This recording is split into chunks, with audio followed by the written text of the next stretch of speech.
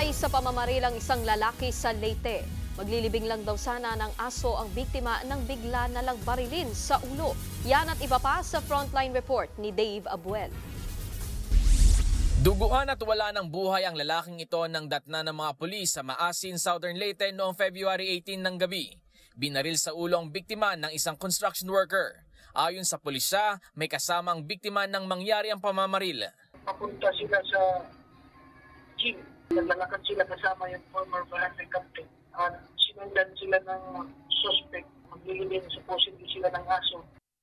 Sa gitna raw ng maliit na tulay, binaril ang biktima. Kwento ng dating barangay captain, tumakas agad ang suspect sakay ng kanyang motor. Ayon sa pulisya, maraming posibleng motibo sa krimen. Dati na raw nasangkot ang biktima sa illegal na droga at pagdala ng mga deadly weapon.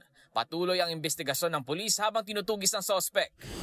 Sa Bayambang, Pangasinan, walang saplot at patay na ng matagpuan ang 16 anyos na babae Huwebes ng madaling araw. Kinilalang biktimang si Jasmine Valdez Barberan. Sa atin pong naging initial investigation ay naisad po na umalis po ang atin pong biktima sa kanila pong bahay noong February 18 at hindi na raw po bumalik.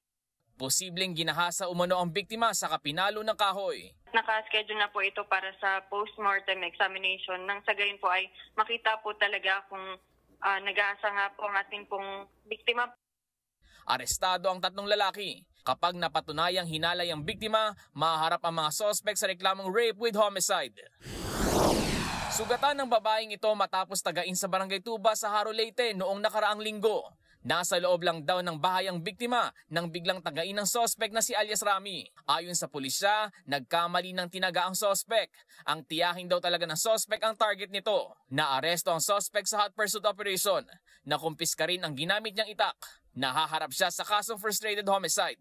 Nagbabalita mula sa Frontline, Dave Abuel, News 5. Mga kapatid, Nikki de Guzman po. Iba na ang may alam at may pakialam sa panahon ngayon. Para sa tuloy-tuloy na balitaan sa Frontline kahit weekend, mag-follow at mag-subscribe sa social media pages ng News 5.